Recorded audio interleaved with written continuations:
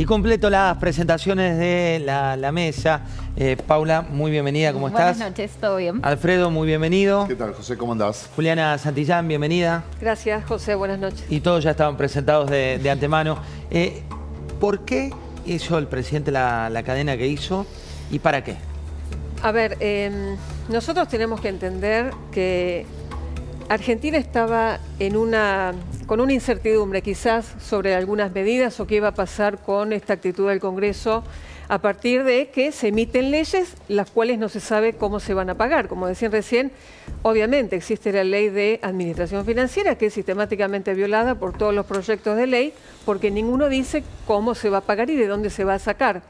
Entonces el presidente, más allá de los vetos, explica cuál es la posición del gobierno, que es que si se siguen sacando leyes con esta intención, no solamente desde los partidos políticos, sino desde la persona de los diputados nacionales, legisladores, funcionarios, que es por eso está este anuncio del día de mañana o las próximas horas donde se va a penalizar esta actitud. La posición del gobierno va a ser cuidar el superávit fiscal, el equilibrio fiscal, porque no hay manera que volvamos al pasado, en la inflación. Y como ya dijimos, y como siempre sucede con la oposición, esto de el valor del dólar va a condicionar los precios. Bueno, no hay una relación causal entre el valor del dólar con los precios, sino que es la cantidad de dinero lo que determina los precios. Y si mantenemos la cantidad de dinero estable y pasa el rezago de las políticas monetarias del kirchnerismo, ¿qué es lo que va a pasar? La inflación va a ser un recuerdo del pasado. Bueno, hablando de eso concretamente, quien apareció es Kicillof, el gobernador de la provincia de Buenos Aires, que es el que está sindicado en esta elección en la provincia como el antagonista. Esto decía. La cadena nacional de ayer venía como una especie de propuesta que es un delirio cósmico, más o menos penalizar a los diputados que no votan lo que Milei piensa que hay que votar, que lo quiere presentar como una ley, no les aprueban en la Cámara, no le aprueban en las cámaras, no le aprueban sus leyes, le vetan sus decretos y ahora quiere que se persigan los diputados y senadores porque no están de acuerdo con Milei. Yo creo que es tremendamente border lo que está haciendo. Todos, absolutamente todos en campaña. Paula, ¿qué pasa en la provincia? Sí, bueno, la provincia de Buenos Aires esta semana va a tener su semana trascendental porque acordate que el domingo a esta hora vamos a estar con el definitivo cierre de listas entre, sobre todo, dos sectores que estamos mirando con atención, La Libertad Avanza y el peronismo. La Libertad Avanza, que ya tiene un poco el panorama trazado, porque ya se sabe que José Luis Espert va a ser quien encabece, quien sea el primer candidato a diputado por la provincia de Buenos Aires, pero todavía queda la incógnita sobre quién va a ocupar ese lugar dentro del peronismo, con una discusión que todavía no está saldada, sobre todo al respecto de la posición que va a tomar Juan Grabois. ¿Va a jugar dentro de la alianza? ¿Va a jugar fuera de la alianza? Eso es lo que resta por definirse esta semana. Voy por Armando, María y Alfredo. Armando, la provincia de Buenos Aires, en términos de consumo, ¿qué significa para ustedes que tenés el mapa de todos los mayoristas a nivel país? Y es el 46% del consumo nacional. ¿Y qué estás sintiendo en la provincia? Mira, es muy importante tu pregunta porque normalmente uno escucha distintas campanas en los medios y lo que hay que separar en el consumo son que hay dos formatos muy claros. Uno, el formato que está dentro de las paritarias y otro, el formato de la gente que está fuera de las paritarias. El sector que está dentro de las paritarias es el sector que ha defendido bien sus ingresos, es el sector que ha mejorado desde mayo del año pasado a la fecha, ¿sí? Y es el sector de alguna manera en donde ha dejado de ir, a ver, explicarlo de esta manera, ha dejado de ir a un restaurante porque ahora se ha cambiado el auto o porque se ha hecho una hipoteca y ha cambiado el departamento. Entonces ha mejorado su nivel de ingreso para una instancia de ahorro superior. Después tenés el caso del trabajador informal, que es un sector que realmente la está pasando mal, porque es el sector que menos ha ajustado por debajo de la inflación, entre 30 y 35 puntos, depende en dónde lo medís, y ese es el sector que realmente la está pasando mal en la provincia de Buenos Aires. Por eso nosotros insistimos que para que esos 9 millones de personas, o 11, depende quién lo mida, ingresen al sistema laboral, se necesita una reforma laboral profunda. Algo de fondo. María, ¿qué significa la provincia en la economía nacional? Bueno, un poco lo que contaba él, tiene que ver con el tamaño de la población la capacidad productiva, es decir, y sobre todo lo que es el Gran Buenos Aires, que está concentrada la población, hay un punto relevante que es histórico, ¿no? Donde en general hay un mayor nivel de pobreza, un mayor nivel de desempleo, que no aumentó en los datos de la encuesta permanente de hogares, lo que es el conurbano. Sí había aumentado el desempleo en la Ciudad de Buenos Aires, ahora volvió a bajar, pero sí obviamente es un sector que está más complicado en líneas generales hace mucho tiempo. Yo marcaría en ese punto que lo que sí fue muy positivo, y lo decía por ahí creo que Sebastián, el tema de el refuerzo de ingresos a través de la asignación universal por hijo, el que los planes se cobren al 100% y no tengan que ir a ocupar su tiempo en marchas o cortar calles y puedan ir a buscar una changa, les da un oxígeno, pero por supuesto falta mucho para que ese sector, un gran sector, esté bien. De hecho, todos los que relevan pobreza, que van tratando de mensualizar el dato trimestral en base a los datos del INDEC, marcan que hoy estaría en 30 puntos la pobreza. Sigue siendo un nivel muy alto, aunque mucho más bajo que lo que había sido el pico del año pasado, e incluso en todo el gobierno de Alberto Fernández, Cristina y Massa. Sebastián, vos tenés una medición muy particular que es la de deliveries, la temperatura, la sensación térmica de los deliveries que eran votantes o son votantes mileístas. Había una de las plataformas, ¿te acordás, Alfred? Que 80% de sus empleados eran violetas. Sí, la anécdota de los deliveries, sí. Las personas. Sí, acá no, acá le preguntamos a los que compran, no a los que entregan. Y el estudio nos está dando un dato interesante. Van ya 2 meses consecutivos en donde se está manteniendo la cantidad de gente que dice que está usando el delivery. Obvio, esto sale de una encuesta. ¿Y esto qué te mide? ¿Qué te dice eso? No, habla un poquito de... A ver, nosotros tenemos varios indicadores donde vamos mirando consumo, ¿no? Estos salidas a comer afuera, delivery, compra de bienes durables. Lo que estamos viendo es que empieza a aparecer levemente un incremento del consumo por delivery. No pasa lo mismo si miramos salidas a restaurantes, que tal cual recién se comentaba, nos da planchado. Tampoco es que está cayendo, nos da planchado.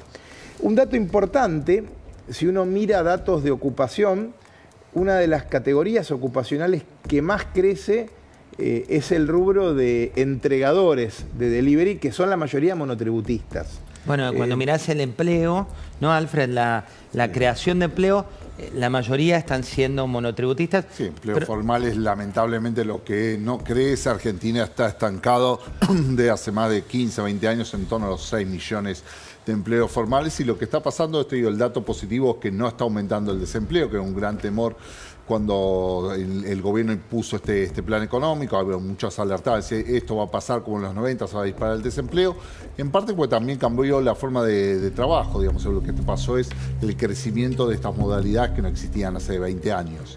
Un poquito vamos a hablar también del semáforo de la economía en términos generales. Armando decía, contaba muy bien como que los dos no se puede hablar de un único consumo. Tenés datos muy positivos y datos malos. El primero, el consumo no despierta. El dato del semáforo rojo claramente viene por ese lado.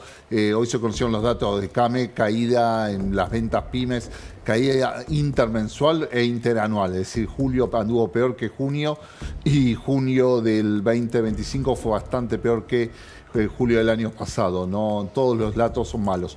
La inflación, el miércoles se va a conocer el dato oficial.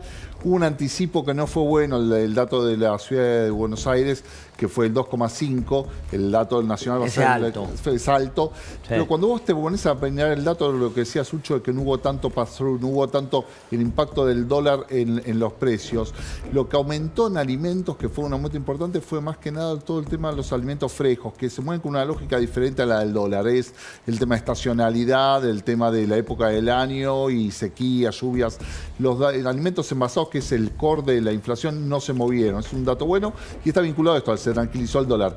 ¿Te acordás que julio había cerrado con un aumento del 14% del dólar? Sí. Altísima preocupación del gobierno, por más que lo intentaba minimizar en el discurso. La semana que cerró fue buena, el dólar retrocedió casi 40 pesos durante toda la semana, con lo cual es el dato que más se apoya al gobierno, diciendo esto va a estar tranquilo. Todos sabemos que cuando el dólar está tranquilo, el resto de la economía respira mejor. Juliana, la sensación térmica en el gobierno, ¿no? Por un lado tenemos la cadena nacional del otro día y por otro tenés a la vuelta de la esquina la elección en la provincia de Buenos Aires en septiembre.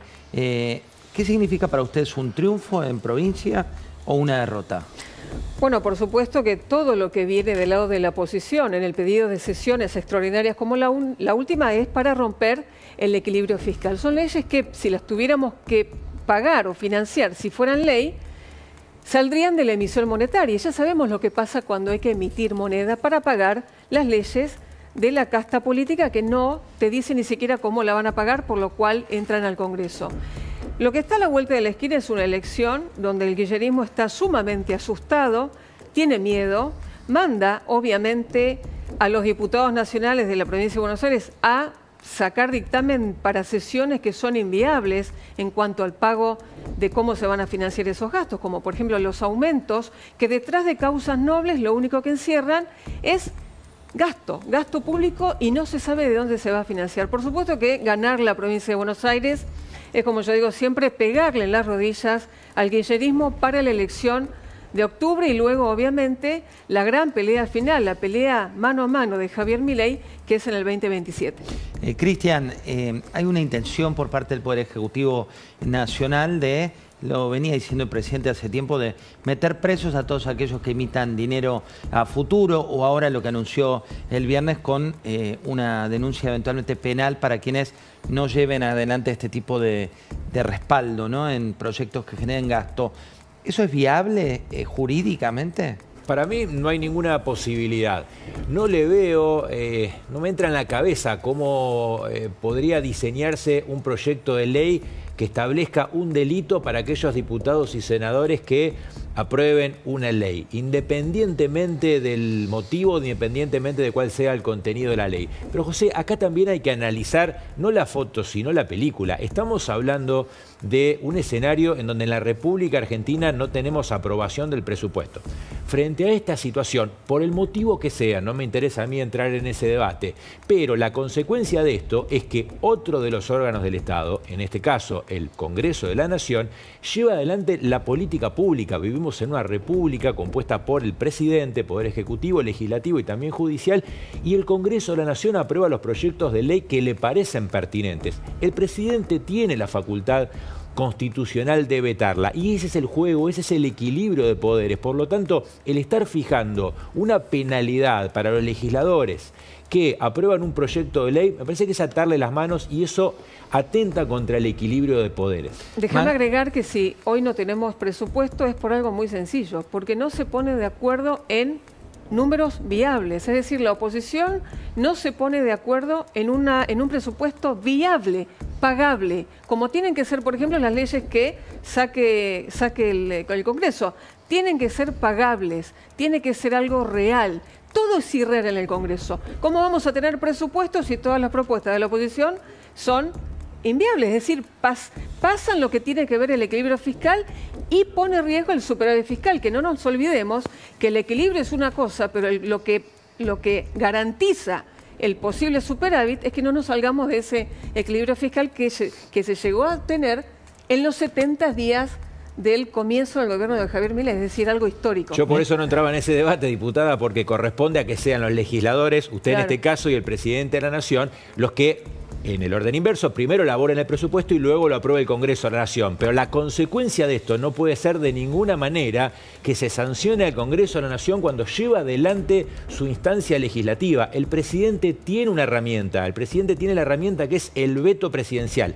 Lo ha ejercido, el año pasado lo ha ejercido y ha vetado 3 leyes muy importantes y el Congreso no tuvo la posibilidad de insistir. Y además tiene otra herramienta también, que es el veto o la promulgación parcial de las normas. Es decir, tiene las suficientes herramientas para que no se aplique la ley que no cree pertinente. Por eso insisto con este tema, estar sancionando a legisladores para mí es inconstitucional. Armando, sí, pero si vos, por ejemplo, esa artimaña de no publicar las leyes, ¿no? De no sacarlas por el boletín oficial, eso sería una causal de mal desempeño, es decir, no hay manera que se apruebe algo y luego no se lo publique en boletín oficial, porque es alongar algo que está mal solamente por el hecho de dejarlo pasar. Es el presidente el que publica. Se veta absolutamente todo, es lo más razonable. Armando, cuando abrís la persiana todas las mañanas, cuando decís, bueno, levanto las persianas, ¿qué es lo que te preocupa? ¿Cuánto te preocupa toda esta pelea de veto, no veto, del reveto? No, mirá, nosotros lo que vemos desde CADAM es que la política, la vieja política, está muy lejos de lo que está pasando realmente en el consumo, ¿no? Y realmente lo que están viendo, lo que está pasando detrás de un salario o lo que está pasando detrás de un precio. Hoy nadie habla, pero detrás de un recibo de sueldo hay escondido prácticamente un aguinaldo que se lo llevan los sindicatos. Detrás de un recibo de factura tenés municipios como Lomas de Zamora, Quilmes, Lanús, que se llevan el 6% en tasas municipales contra un 0,3 de 3 de febrero, y después preguntan por qué un supermercado es más caro que otro. La verdad que nos hacen mucho ruido desde la política cuando lo que queremos es trabajar. Y después también cuando muchas veces hablan de aumentar el poder adquisitivo de los argentinos, yo quiero invitar a todos los trabajadores que están mirando que por favor miren su recibo de sueldo. Miren lo que le descuentan en su recibo de sueldo, que son descuentos obligatorios por ley cuando deberían ser optativos. Y después también en la factura, porque la provincia de Buenos Aires no suscribe a que realmente se vean las tasas municipales en una factura, a que realmente se vea lo que se paga de ingresos brutos en una factura, que son impuestos que realmente son totalmente recesivos para el consumo, son impuestos que han nacido en la década del 80 para pagarle bien a los maestros, los policías y los enfermeros de la provincia de Buenos Aires con el 0,5 que se puso con el gobierno de Raúl Alfonsín. Hoy es el 5,5 y no conozco ningún enfermero, ningún maestro y ningún policía que gane como la gente. María, así que yo le pido por favor que se transparente eso en la factura. Cuando apareció una placa nos decían no. Por favor, explícanos qué estaba mal en esa placa. Primero suscribo todo lo que dijo Armando. La verdad que pienso que ese debería ser el nivel de debate, ¿no? De todo lo que es los impuestos y en qué gasta cada nivel de gobierno, cada uno de los pesos que ponen los contribuyentes, ¿no?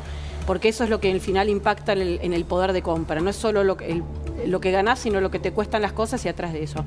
Y en términos de la inflación, que un poco lo contaban que era el semáforo amarillo, julio cerró en nuestro en CIT por lo menos 1,9, la ciudad dio 2,5, cuando vemos alimentos estuvo en términos del promedio, pero subieron las verduras, que es algo estacional, como bien marcaba Alfredo, fue lo que más lideró.